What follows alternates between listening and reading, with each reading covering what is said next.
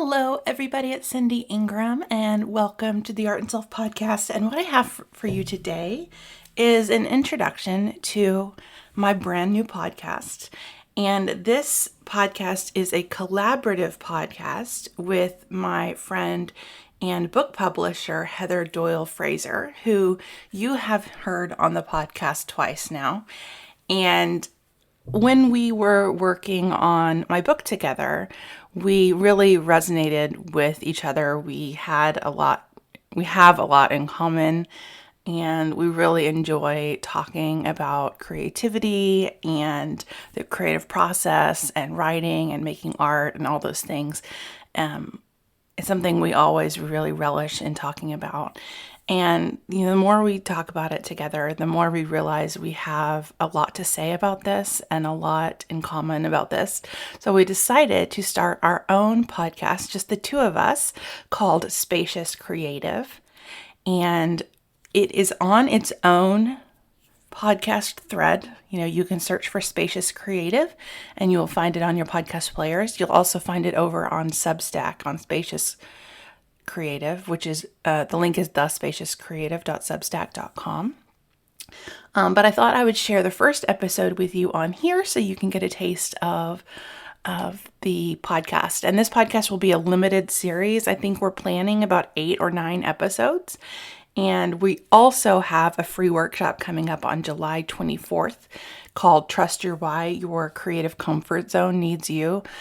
And in that workshop, we're going to be looking at art. We're going to be doing experiential activities all around this idea that people say you have to grow to be out of your to grow, you have to be out of your comfort zone. And both of us really disagree with that premise and believe something completely different. So we're going to be talking about that in our workshop as well, and sort of the reasons why you should, and I hate to say should, but why, if you're feeling that call to be creative, why you should listen to it and start being creative. So anyway, without further ado, here is our first episode. It's really starting with the beginning and talking about our creative roots and our creative journeys, but we weave in a lot of topics about creativity in there, and I'm sure you'll find yourself in this discussion. We'll be posting episodes weekly on Thursdays for this limited series up until at least the end of August. All right, thank you so much for listening, and I hope to see you at the workshop on July 24th. You can register for that at cindyingram.com/trust. All right, here's the episode. Welcome to Spacious Creative. I am Cindy Ingram. And I am Heather Doyle Fraser. And in this podcast, we're exploring the process and practice of creativity, but with the foundation in compassion. In this limited series, we'll dive into how creative expression shows up in our lives, from childhood inspirations to the challenges of perfectionism and everything in between. Whether you're reconnecting with your inner child or reimagining your creative identity and how you can harness more creativity in your life, Spacious Creative is here to inspire and support your journey. Cindy, I'm so glad we're talking about creativity today. I mean, every conversation that we have pretty much is around some kind of creative thing. And I just love talking about this with you. I know, it's just the best. Like, I think every conversation we have ever had has been related to creativity in some capacity. It's our lives. So yeah. We live and breathe creativity. Yeah. So have you always been a creative person? What's your earliest memory of creativity? Yeah, I mean, I think I've always viewed myself as a creative person because one of my core earliest memories, I had that feeling. And I mean, this is probably one of my first memories, of being a human. There's two, and they were at the same time or very, very close to the same time. Part one is my parents had gotten me this cardboard Holly Hobby house. This is the 1970s, early 1970s. And I'm probably like three-ish, like between 3 and 4. That's probably the time that it is. And I loved this Holly Hobby horse, not horse. I love this Holly Hobby house. And outside it looked, like it was, like colorful and everything. Inside it was just cardboard, brown cardboard. So that was a bit of a disappointment. I remember going in it and being like, oh. So then I brought in like crayons and different things and was drawing things on the inside to make it more colorful. I also brought in like I remember having a blanket in there, and like it was probably a bean bag or a pillow or something to sit on, because I remember sitting in there and I wasn't on the floor. And I already was, my dad read to me every night, even at that age. And I loved books even then. And so I remember wanting to write stuff. And in order to to like help me serve that, I guess, my mom gave me an old phone book. Um, Now, I don't know if anyone remembers what old phone books looked like, but they were very thick, paper's very thin, like tons of pages. So that's the thing that I was like, oh, I get this whole big gigantic thing. I can do whatever I want in it. And so I drew in it. That was I was brilliant. pretending to write in it. I mean, like, I wasn't really writing, I don't think at that point, but I was, for me. I felt like I was doing serious creative work. I remember like doing, like being in it and like, going through it. And I remember loving that feeling of just creating.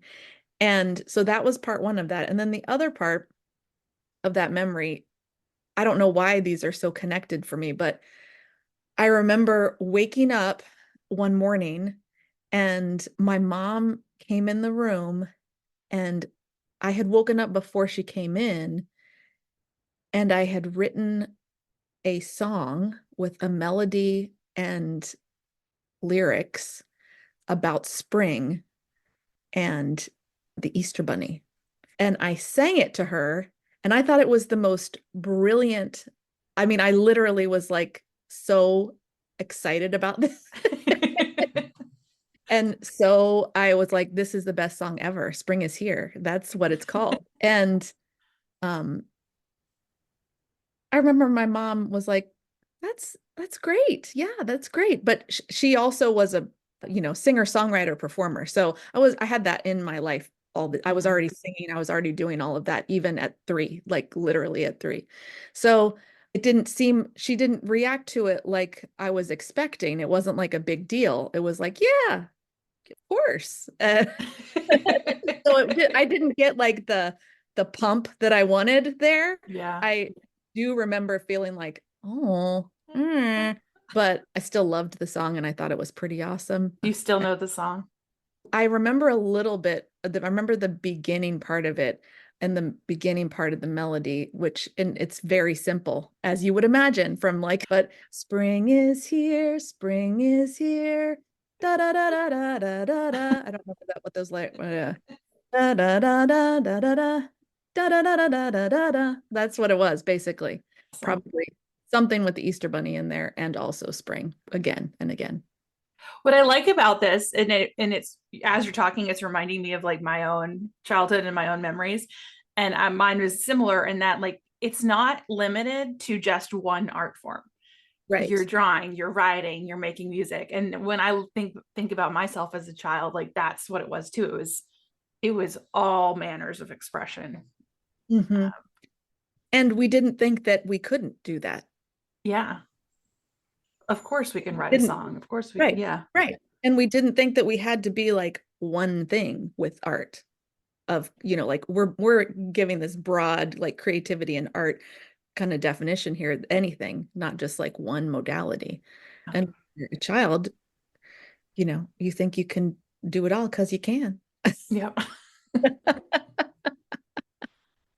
I love that. Yeah, I was the exact same way. Like I like I was always drawing. I do remember that. But then I play piano, and I would write my own music. I still have the sheet music. I never actually played it since then. I stopped when I was like in sixth grade when it stopped being fun. It was like the practicing was too like I have a I didn't story want to about that too. practice. Yeah. And I Mhm. really wish I would have stayed with it because I was really good at it. I mean, I got like medals and stuff, but I I just I don't have a memory of me not being a creative child. Like I Yeah, was yeah, same. there's no part of my existence that ever was like, no, you weren't creative then and then you were.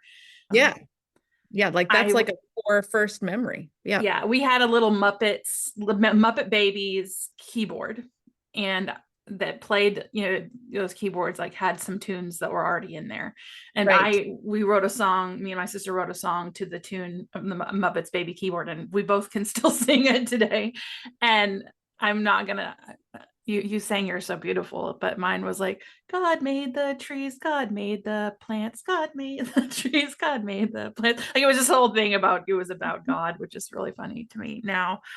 And I used to like make for all holidays. I would decorate my room, but we didn't have like a lot of stuff. So I was like made them out of like I remember tissues, go set of tissues. I'm hanging from my ceiling fan, or I would make paper chains. It was just always redecorating my room and rearranging my room and like just always Same. in that like creative energy. And and then and then I grew up and then kind of stopped. Mhm. Did you stop at a certain Yeah. point? So I I had like I remember when I got to school, I remember when in kindergarten, by that time I was reading and but nobody else was really. And my teacher didn't believe me that I was reading, I don't think at first. And then I would like do I would be able to read something and then she'd be like, "No, no, we're not going that fast. Slow down." And I felt like I was constantly being like pulled Oh. back type of thing. And first grade I had a teacher who was a nun who really kind of turned my creativity off for a little bit, I think, or like made me hide it quite a bit because we were doing a handwriting paper, like, tracing, and then you do it on your own type of thing. And there were pictures on it that you could color in, which we were allowed to color in. And I colored those in, and I just didn't think it was enough. So I added my own drawings to it and made a border and, did all this other stuff.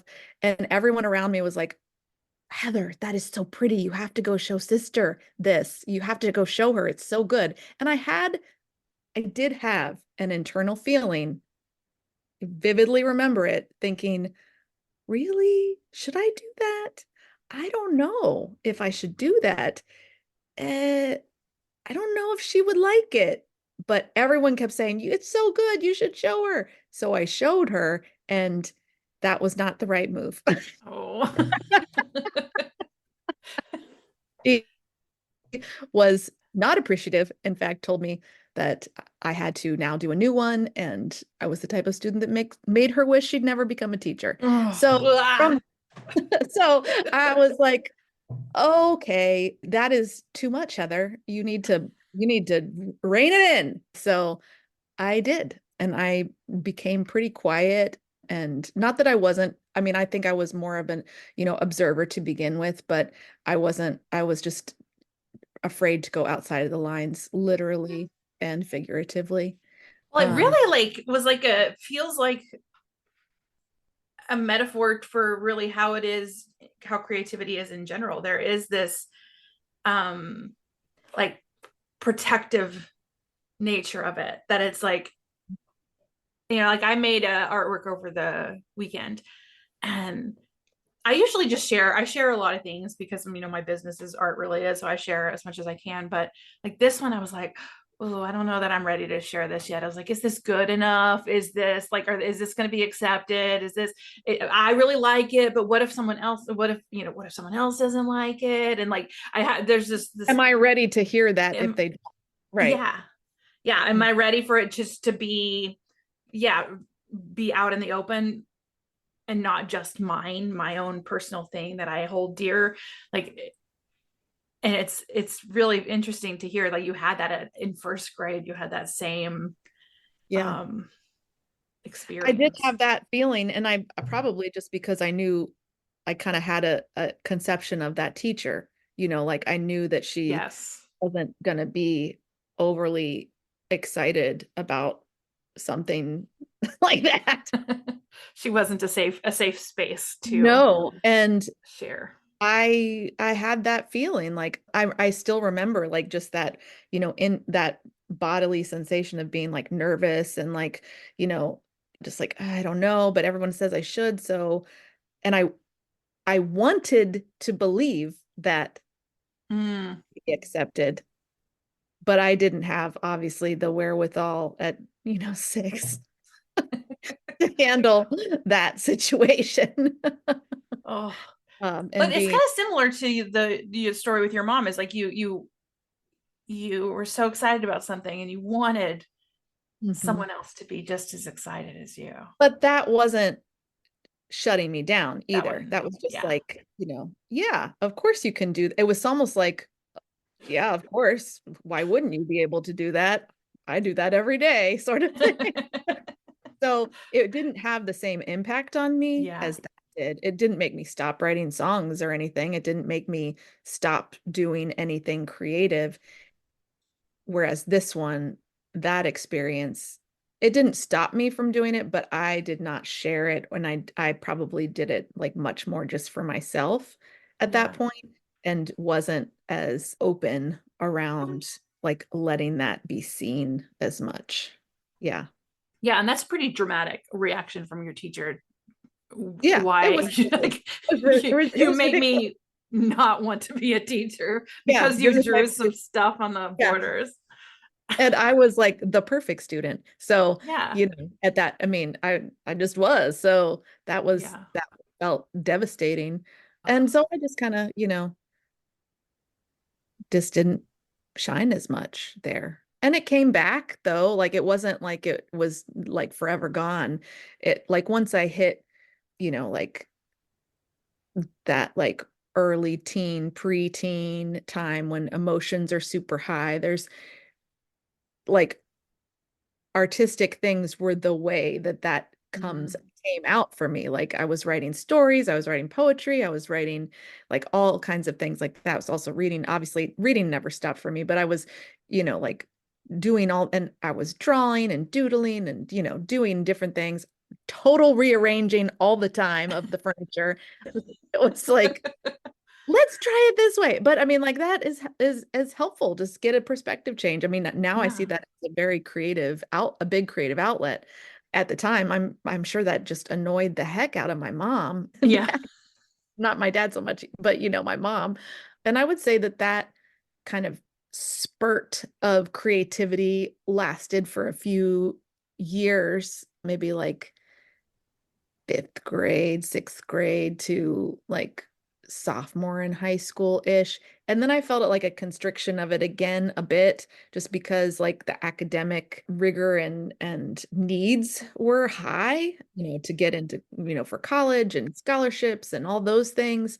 So I feel like even though I wasn't doing a lot of fun writing for myself or like art, I was performing in musicals and plays and things like that. So I was getting some creativity there and of course always singing and things.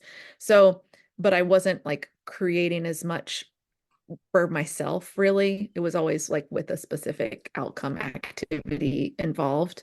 That was really And the then same for me. Yeah, yeah, that time period was like the period where I wrote the most poems. Like fifth grade to sophomore year of high school. So many poems. so many because I feel like what are you going to do with all that emotion that you have Yeah, all this new all these new feelings and like insight that you never noticed because you were like a true kid and now you're an adolescent and yeah, a teen and you see everything that's going on and you feel it too. yeah. So tell me a little bit about your stuff there. Oh, yeah. Just well, I had kind of a sadder, a sad childhood, and that I had an alcoholic dad, and he disappeared when I was in the third grade. And so I was just very, very sad about that. I have so many poems writing, like, and I know I can still like pull up a lot of the lines for the poems because I would write them and then I would read them over and over again. It was just like, I don't know. I think maybe it was witness my, because I didn't have anybody really to share Process it. those Yeah. emotions with. So it was Yeah. like I never thought about it in this way before, but I would write them and then I would read them over and over again. It was almost like I was witnessing myself like at the same time, and like giving myself comfort. And also, I was so boy crazy that a lot of them are love poems too. There's a lot of love poems in there about boys that I had crushes on, and poems about friendship, and poems Yeah. about, I had a I lot have of one. I have a lot of friendship poems. Yeah. I have poems about art, and how I dream of a life, a career in art. Like it was just like it was like, yeah, I was just looking to the future, and I was processing the pain of now, and like it just writing and writing and writing and writing. And in high school, I had the same thing happen though. It was like I was so obsessed with my GPA that instead of like continuing in art, I took Latin because it was like that would help me with my SATs because Yeah. the root words. And I heard it was an easy A. And it was like, so I started to do stuff like that. And I was really obsessed with my GPA. And then also around that time, I noticed that in art class, I've always been like talented in art, but the art teachers always liked me, they praised my work or whatever, but there was always like one or two kids who just had that natural gift. Mhm. And I've seen it as a teacher too. There's just some kids that come just born knowing how to draw perfectly, and I'm like, they just, and they do it all the time, so they just get better and better. But I had in high school especially, there, I even remember their names, Stephen and David. Like they were so good, and they could just draw something perfectly, and they could paint beautifully, and I just was like, I can't do that. Mhm. So, and I don't think I'll ever be able to do that. So I might as well, Right. lean into my smartness. That's where I can really shine, is how smart I am. So I like shifted away from art into like trying to get the highest GPA and class rank possible. Yeah, I can Um, relate to that. I mean, I, I, I did go away from like art stuff, although I was always in like music stuff. I always did that mhm. just because it seemed like I would never not be able to not do that. So, It's a and I part love, of you. Yeah. yeah. So I did love that, but the whole GPA thing, you know, be the best you can be, like all of that. Yeah, I definitely was in the throes of that. And I had that experience of if if you're not going to be the best, then why are you doing it? Why it's not worth it, if unless you Because can be the because I best. was really like in my mind, I was the best at some things or as good as I could possibly be in some things. And those are the things that I stuck with. Yeah. Like I took piano too when I was little, and I had like a really amazing ear. So you could play something for me, and if it was simple, I could play it back without like in a moment, I could do that. But then as things got more, and so I was learning things really by ear, not by reading music. That's what was Hmm. happening. So I could pick it out and play it, and people were like, wow, she's amazing. She's so good. And then as the pieces got more complicated, I couldn't pick it out by ear anymore because there was so much more going on. It wasn't, just Yeah. one bass line, it was just, it wasn't simple. So then I was falling behind, and that felt terrible and that felt awful. And so I stopped doing that because it was like, just too much. And I was little. I mean, I wasn't very old. I mean, I was like first, second grade. And then I took lots of other instruments well, not lots. I took clarinet and I played clarinet and saxophone. And I picked those instruments because I knew my mom couldn't play them. And I was like, I need something that she can't do because I need to feel like I can do that and she can't do it. So that's why I chose those instruments. And of course, then later on I played. I had to drop that for all the choir type things and vocal things in high school. And I of course played guitar and other things now too. But yeah, it's interesting how we let we get it's not our fault. We get sucked in to this machine is what Yeah. happens. Um, Yeah. that's what happens. That's But true. mhm. And it's interesting when both of us, that's probably why we get along so well, is like the the wanting to be the best at something immediately without any without any work. Like that is, but then also I think about it. I'm like, no, there are times where it's like I I do put in the work to be the best at something, but I think I already know it's possible because I'm thinking Well, about math class because I was in yeah, calculus and me I was like, too. Ah, ah. I loved it. Actually, I really loved calculus. But the teacher was like, "Hey, I'm just gonna, set your expectations, y'all. Like, this is AP calculus. If you're gonna get she was like, only one, maybe two people are gonna get a 5 on this calculus AP test, and it's gonna be Vikram because Vikram was the valedictorian. And they're like, Vikram will get it. That's probably it." And I was like hell is Vikram going to be the only one? So I studied my ass off to get the 5 on that calculus AP test. And it turns out 5 people got it. And I ran into her at the grocery store. It was my senior year in the grocery store in the summer. And she was like, 5 people got 5s. I was like, yeah. And she started listing the people. And she was like, Vikram, Brad, blah, blah. And she got to the 5th and she couldn't remember who it was. And I was like, it was me. The only reason I got a 5 on that calculus AP test is to prove you wrong, and you don't even remember. So I was glad that I ran into her, but so I could stick in her face. And how that relates to creativity is, though, like that mindset of having to be the best is what kept me from making art for a very long time. Right. That perfectionistic mindset stops you from making art to begin with, but then it also can stop you in the process. Like Yeah. when you are actively working on something, it's Mm-hmm. so hard. That's where compassion comes in. I mean, like you have to be able to give yourself some grace to understand why you're feeling the way you're feeling and what there are things you can do to help with that too. What are those things? Oh, Tell us.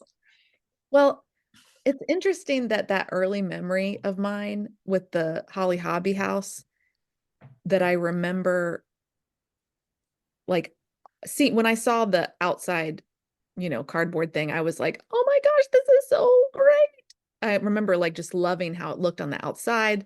There was a window in it, like just Mm-hmm. but when I say window, I was just a cutout. Like, you know. Yeah. Um, but there was a drawn not drawn, but like painted on flower box on the front and things like that. So it was very colorful on the outside. And when I went in, I was like, well, this is not gonna do. Like this is just not gonna this is not gonna work for me. So creating that space for myself that I knew was gonna be like, this is just for me. This is just my internal like place for really for creativity, but I didn't have those Mm-hmm. obviously those thoughts at that point. But like I remember bringing in something soft, like a blanket. I remember bringing in either it was a pillow or a beanbag or something like that. I remember drawing things on the walls to make it look prettier, even though it was probably just a bunch of scribbles. I mean, it was probably just color, like going Yeah. like that, but it was what I wanted to do. So I was making a safe like comfortable space for myself, which is what I talk to authors about and talk to people and writers to do. Like you need to create, you need to have your nervous system be regulated and feel internally safe enough to be able to create. And how do we do that? Well, there's lots of things you can do, some of them external, some of them internal, but having an external space where you feel comfortable is one of the big things. Like Mm-hmm. it doesn't have to be anything big, but like literally making sure you're not cold or you're not hot or like too hot, or you have water, or like really basic things. And then like you can also move into other things like, oh, I like looking out a window that where I can see some green, or if you don't have that available, but that that's something that is helpful to you, having a plant, or like there's things that, but it is funny to, not funny, but like amazing to me really, that I think as children we just know things that we forget later on. Yeah. Yeah. And It's like our adult life is so much about like unlearning everything we learned since high school and coming back to like who we were as children. And to me, it feels so when I really look at myself in like elementary school, like upper elementary school, middle school, I guess they like age 10, like who I was then is it's the most true version of me almost. It's just me without all the crap that like got piled on all the for a long expectation, time. Yeah. obligation, all those things. Yeah. Yeah. It's fascinating because I stopped making art because well the perfectionism thing came in too because I started studying art history Mm. and I discovered And art like history. you're looking at all these masters and No, you're they're like, like ah. yeah, I discovered art history in my junior year of high school. Between junior and senior year, the English teacher took a group of kids to Europe every year for like 28 days, and you go to like all the countries. I forgot how many countries we went to. It was like 7 or 8 or something. And we did a whole class every Sunday for like a whole semester leading up to it to learn about all the countries and learn about the art. And so it was like this really immersive experience. And I go to these museums, and it's the first time I'm seeing like real art before because I lived in Amarillo, Texas. We didn't really have museum. Like the closest big city from Amarillo is like 5 hours away. And so I never got to see real art. And then suddenly I'm in Europe and I'm like looking at all this art and I just completely fell in love. And so I got a degree in art history. I started working in museums. I started just like obsessing over looking at art and art history and all the artists. And I'm like, there's no way I could be as good as all of these artists that I've been studying my whole life. There's no way I can create something as powerful as they can create with as much talent as they can create. I was just like, I don't have the ideas. I don't have the technical skill. I don't have like, there's just like all the things I don't have. And so I Right. just kind of released that as like, oh, I guess I'm not an artist. Um, And that definition of artist is so narrow.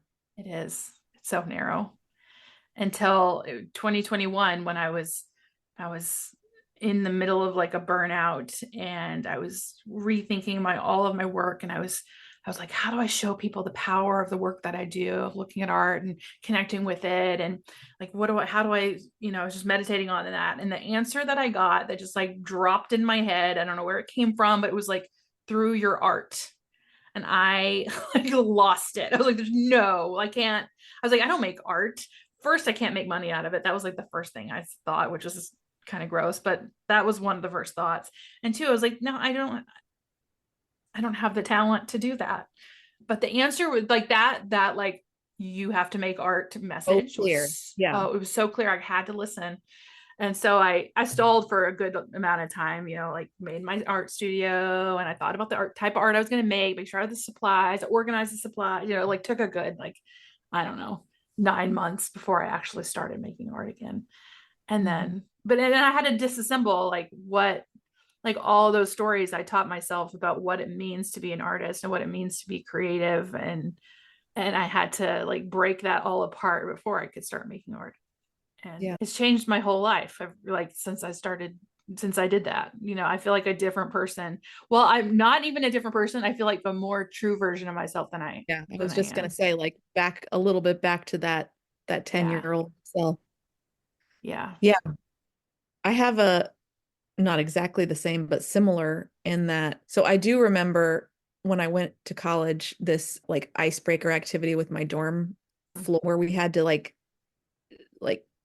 draw something that was or say something or like put something on paper that like kind of described you or whatever. And I wrote Goddess of Creativity on it. And after I did, it felt so true and I felt so good about it. And then after I was done, I was like, oh no, I have to put this up on the wall. You're not supposed to stand out, Heather. You're supposed to be just good enough. You're supposed to be perfect so that Right. no one will notice you. You're not Yeah. supposed to like call But yourself a also goddess. elevate you. Yeah. So I was like, okay, all right, and I did, I mean, I did a lot of creative things in college, but again, it was usually in the pursuit of something. I mean, I was still singing, I was still doing a lot of things like that. I was doing a lot of writing, and I took poetry classes, which I adored, and I did a lot of writing poetry in there, but I didn't do a lot of outside of any of those classes writing Mm-hmm. really as much as I had done earlier on. And then when after I graduated, I started working a publishing company. So there was reading everyone else's work and making everyone else's work better and learning some hard things about the publishing industry and which kind of made me feel like I don't know if I want to.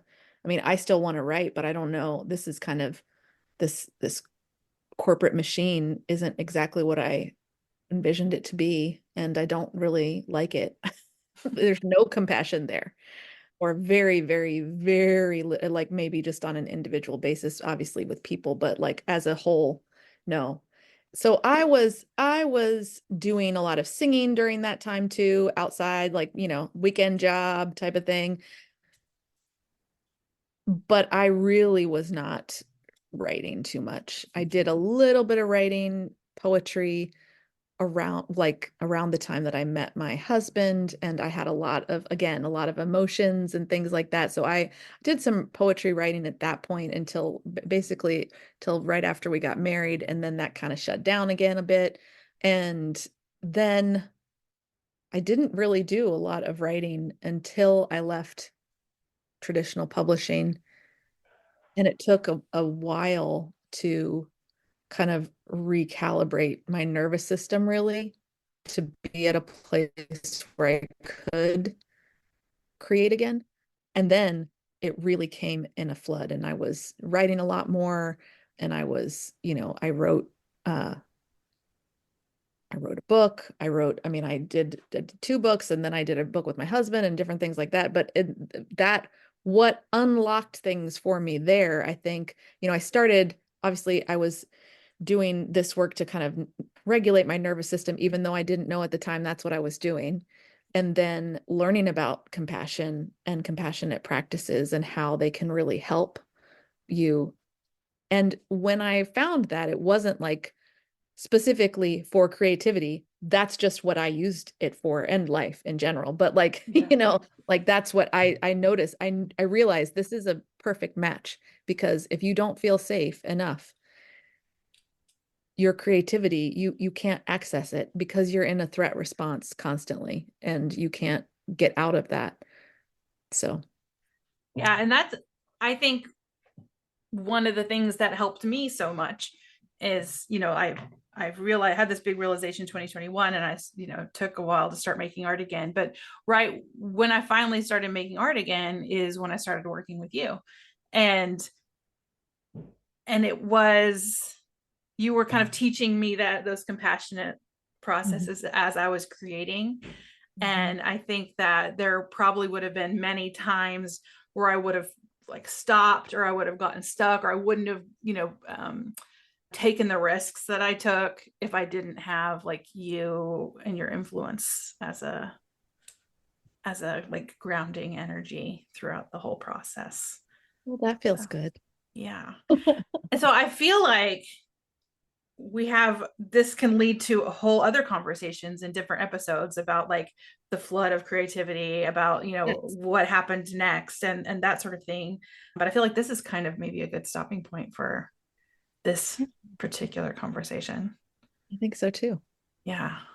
So we'll be back with more conversations about creativity. Thank you for joining us on this episode of Spacious Creative. We hope you found inspiration and insights to give you some momentum on your creative journey. We're excited to invite you to our free workshop coming on July 24th. Trust your why. Your creative comfort zone needs you. In this workshop, we'll explore the widely held misconception that growth only happens when you are out of your comfort zone. You can sign up at cindyingram.com/trust. We can't wait to connect with you again in our next episode. Until then, trust your creativity and hold your inspiration and yourself with compassion.